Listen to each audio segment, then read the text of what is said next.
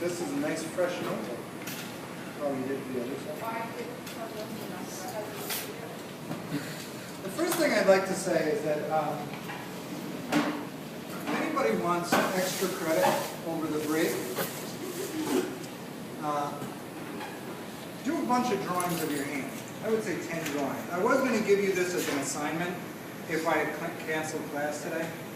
But because we're doing this, now you can kind of work on these. But doing drawings of your hand will really help, especially if you don't feel like you can transport these to home to work on them, and you can't come in.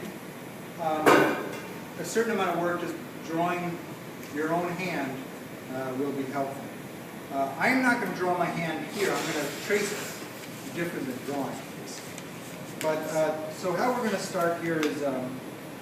I don't want to waste this because I'm not sure that I have enough for everybody, but I want to show you how to do this. Okay? First thing you do, obviously, is just trace your hand out. And the only reason we're doing this is just to keep ourselves organized. Now I'm tracing my left hand because I generally work with my right.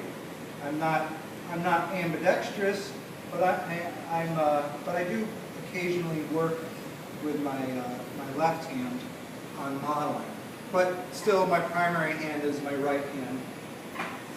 So if you were left-handed, then you should be tracing your right hand. And the first thing we got to do, did everybody watch that video, by the way? 15?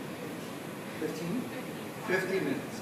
Can anybody beat 50 minutes? Nobody? Well, there's another thing to get done, okay? Watch that video, because when we're doing this, we are not copying our hand. We are going to be interpreting our hand. So whenever we do something like this, whenever you look at some of the sculptures, those are interpretations of nature. They're not mimetic. Just like with the fabric, it's not necessarily a copy of nature. A copy of nature can be done mechanically. So we are interpreting it. So interpreting something requires a certain amount of knowledge. So when you look at something with knowledge, then you can actually see it. So, these things are important. So pay attention to that. Go watch that video. He gives a really good explanation about how the hand works and its basic musculature and skeletal structure. So what did I do? I just traced out my hand. And the first thing I want to do is start measuring off. And you can do this with the length of your pencil. But the real measuring point will be at your wrist. Okay? So we're looking for, we have to kind of hold onto our wrist. Where is it bending? And it's bending down here usually. You have to feel your own wrist and find it from the back and the front. Now on our diagram here, the only reason I traced it is just to keep myself organized, right? So this is my left hand, palm down, and I'm going to arbitrarily put a point here. And that's going to represent the point here. And you can draw on your hand just so that you're going to come back to it. Or if you don't feel like drawing on yourself, it's hard to do because there's a lot of movement there. But you got to keep your hand stable. The flexion fold on your wrist is a good indication of where that joint is going to pivot at.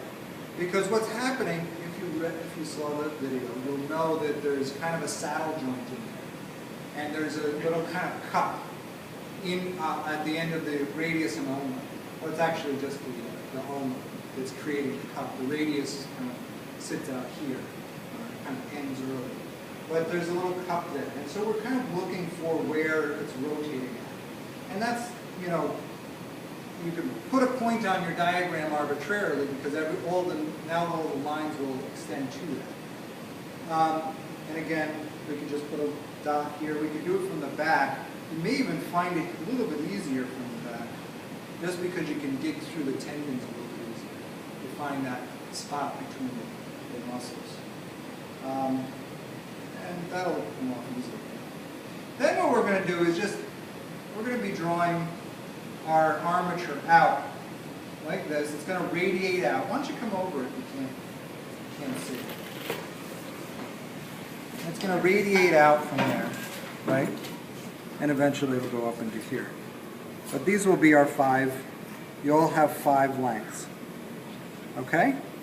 And the first measurement will be to each joint, right? So this measurement will be to here. You could go from here, but you're going to need that length. So getting it to about here to here, measure up, right? And then from here to the next joint, obviously we don't have as many joints on our thumb as we do at the rest of our fingers. Did you know that? Is this new to you? So somewhere you have to kind of feel down to the joint, put your... After you measure, you maybe want to put another mark there, right? That's probably a good idea.